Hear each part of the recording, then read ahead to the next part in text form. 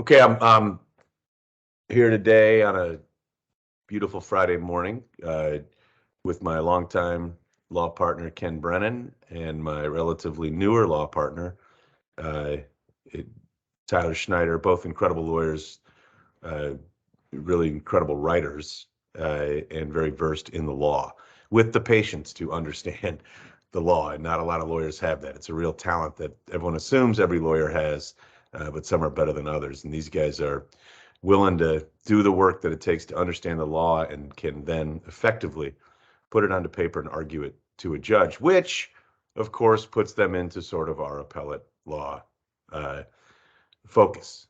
Tyler's got to focus all over the place. Ken Brennan, he'll take care of a lot of the briefing, an incredible arguer in courts all over the country. And very soon to be in front of the 11th Circuit in an appellate argument next week, right, Ken? That's true, on the 26th. Yeah, so that coming up made me think of some things that happened to me in my young career. I tried a lot of cases, and sometimes when you'd win, they'd appeal, right? And I didn't realize it the first time I got a case that I won, and then they needed to appeal, or the other side appealed. The lawyer that was doing the appeal wasn't happy with me. And I didn't understand why, because I won. I won. What is wrong? Well, we're going to lose it on appeal because you didn't preserve this, and that, right? Because you didn't make this argument in the record, right? Yeah, you convinced the jury of something, but you put it at risk on appeal. And so I wanted to give you guys a chance to sort of talk about either to young lawyers or to let clients understand the importance of what they say and how they speak it with respect to an appellate record and how it might impact it. Just wanted to get your guys' thoughts on that, and if what advice you can give either young lawyers or let clients understand the importance of what is done at a trial with respect to appeal.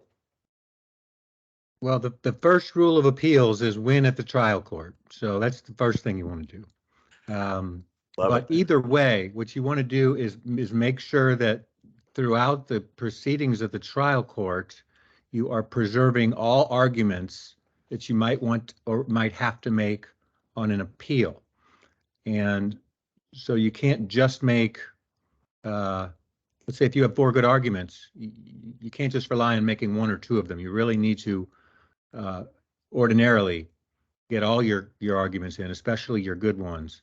So, because if you go to the Court of Appeals and you make a new argument, even if it's a good one, for the first time in the Court of Appeals, oftentimes the Court of Appeals will say, we're not going to entertain that argument because you didn't raise it to the trial court and give the trial court an opportunity to rule on it.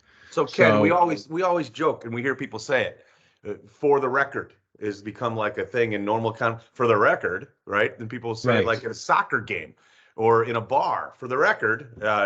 Is that what you're talking about? Like this is for the record? Yeah, when you say for the record, one meaning of that is for the Court of Appeals. When this case gets to the next level of judges, you want to have a complete record of what happened at the trial court. And that's why virtually everything is in writing. And when there are arguments, the arguments are recorded by a stenographer so that everything goes up to the Court of Appeals. So the thing, and Tyler, I don't know if you've experienced this. So you're arguing something, and I did learn in that first case that I need to think about the appeal and think about, quote unquote, for the record. Your point is a good one. But oftentimes a judge might say to us, and I don't know if a judge has ever said it to you, you're winning, shut up, right? And that, have you had that happen, Tyler? Where you're like, I'm winning this one, I should stop talking. Yeah. And that's that balance, right? Sometimes you have to keep talking to make sure you make a record, right? Yes and no. The reason I say that, well, first off, let me back up. If I was thinking about writing down something on a notebook, if I can tell you how many times I've heard Ken say the first rule in appellate court is winning in the lower court, I have heard him say that more times, and it's a righteous rule. It's a good rule. But when I say yes and no, the reason I say that is because if it's in your papers, sometimes you can shut up in court. if the judge, but Ken's right, because what your trial court might hang his hat on the appellate court might not agree with, but they might find some argument that wasn't really going well in oral argument, but was in your papers, and they say, you know what? That's precisely what the law supports, and that's the one that carries the day. So you never know what a different perspective could be, but if you got it in the record somewhere in that papers, then maybe, you know, if you're being told, hey, you've gotten your point through, you don't have to push it on the transcription. So when we're working up a case, I didn't think about this until right now, because we do it with you, Ken, and we do it with you, Tyler. We're working up a case, a car accident case, a trucking accident case, what have you, a mass tort case, right?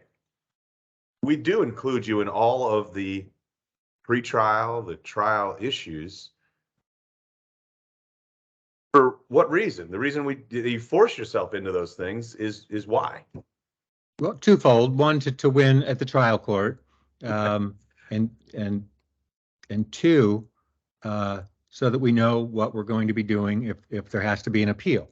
But we do want to get into the case at the very beginning and work on the complaint, the actual lawsuit itself, to make sure that we're saying everything that needs to be said. And we proceed through the case to a motion to dismiss, to a motion for summary judgment. At times we'll deal with discovery motions, although there's other people in the firm that are pretty adept at handling those. But it's good to have our fingers in the cake, so to speak, throughout the process, because things that occur early in the process can become meaningful much later in the process on appeal. Yep. Well, we're lucky to have you guys, and appreciate the work. I'm not gonna lie, sitting down reading a court case is not my forte. And it's great to have people that do and can summarize those and let us know what exactly we need in a deposition, in a trial, from a witness, help with the briefs to make sure, like Tyler said, that if you don't make the oral argument, at least you got it covered in the brief. And it's just something that I think a lot of people overlook. Young lawyers definitely overlook it. I did as a young lawyer until somebody yelled at me and made sure I understood it. But I also don't know that clients always understand the importance of TorHoerman Law having an appellate group in its law firm that is around from minute one to make sure that their car wreck, their trucking case, the products liability mass tort case is protected when we do succeed, because that's just as important. Any other thoughts before we sign off? Smart quips? No, it's all in the papers.